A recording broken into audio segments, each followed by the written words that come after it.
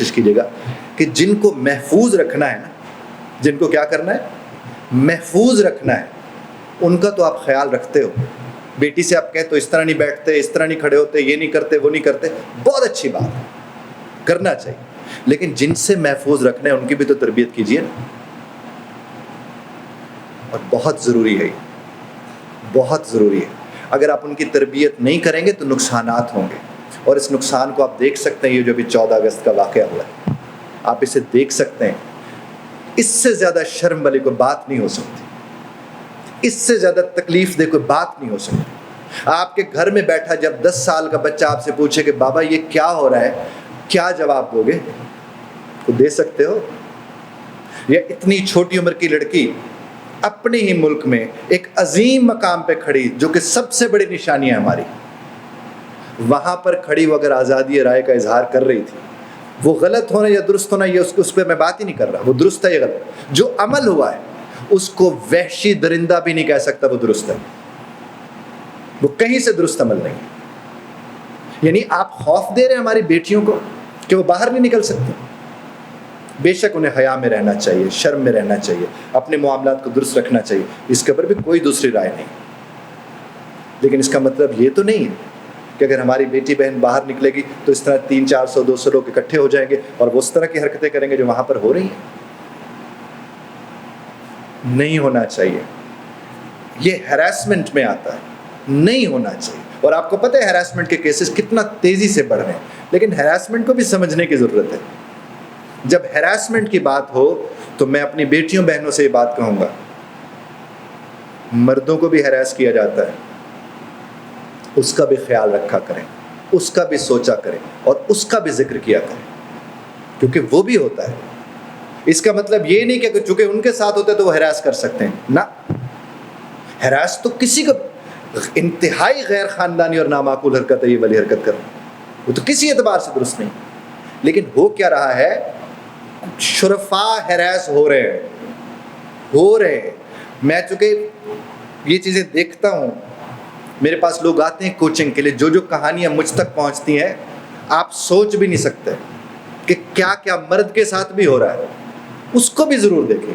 لیکن اگر مرد کے ساتھ برا ہو رہا ہے تو مرد کو یہ اجازت نہیں ہے کہ وہ برا کرنا شروع کر دے.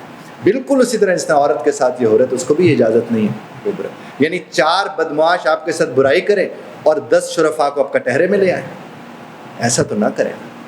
لیکن میں پرزور مذمت کرتا ہوں اس واقعہ میں جو بھی ہماری اس بیٹی بہن کے ساتھ ہوا ہے، اور میں درخواست کرتا ہوں خاص طور پر وزیر اعظم سے، انہیں اس میں مداخلت کرنی چاہیے اور اس کیس کو ایک ٹیسٹ کیس بنا دینا چاہیے ان تمام تر نوجوانوں کے لیے یہ جو 14 اگست والے دن موٹر سائیکل اٹھا کے پھر رہے ہوتے ہیں. کرنا چاہیے. یہ جو پی پاں کرتے پھر رہے ہوتے ہیں جن کے لیے آزادی کا مقصد ہی کچھ اور ہے. تو آزادی کا مقصد وہ مدر پدر آزادی والا معاملہ وہ نہیں ہے. میں تو بلکہ لوگوں سے کہتا ہوں آزادی کہتے اس کو ہے کہ آپ دوسروں کی آزادی کو یقینی بنائیں. یہ ہے آزادی. یعنی ہماری بیٹیاں بہنیں باہر نکلیں انہیں پرابلم نہ ہو. آج یہ ہوتا ہے کہ اگر ایک لڑکی کسی وجہ سے پریشانی کی وجہ سے اسے رات کو اپنے ہاسٹل سے نکل کے ہاسپٹل جانا پڑے، واپس آتے ہوئے اسے اس بیماری کی اتنی ٹینشن نہیں ہوتی جتنا یہ ٹینشن ہوتی کہ پتہ نہیں میں کس حالت میں وہاں پہنچوں گی اپنے ہاسٹل. اور اس کے اوپر بھی میں انشاءاللہ کسی دن آپ سے بات کروں جو میرے پاس صورتحال میں جو مجھ تک پہنچی ہوئی معاملات. پلیز اسے ایک محفوظ بنائیے علاقہ. ارے دیکھ تو لیجئے پاکستان کا مطلب کیا، اس کی بنیاد پر یہ ملک قائم ہوا ہے اور بہت اچھے لوگ یہاں پر پائے جاتے ہیں. یہ چند ایک ایسے برے لوگ ہیں جن کو پھر ہائپ بھی مل جاتی ہے اور پھر ہمارا معاشرے کے کیا ہوتا ہے کہ معاشرے کو پھر ریفلیکٹ وہی لوگ کر رہے ہوتے ہیں. ایسا نہیں ہے. یہ وہاں پر چھیڑنے والے ہمارے سارے بیٹے ایسے نہیں ہیں، ہمارے سارے بھائی ایسے نہیں ہیں، ہمارے سارے مرد ایسے نہیں ہیں. اسی طرح اگر خواتین بیٹھ کر کچھ برا بھلا کسی کو کہہ دیتی ہیں جو کہ نہیں کہنا یا ہراس کرتی ہیں تو ہماری ساری بیٹیاں بہنیں بھی ایسی نہیں ہیں.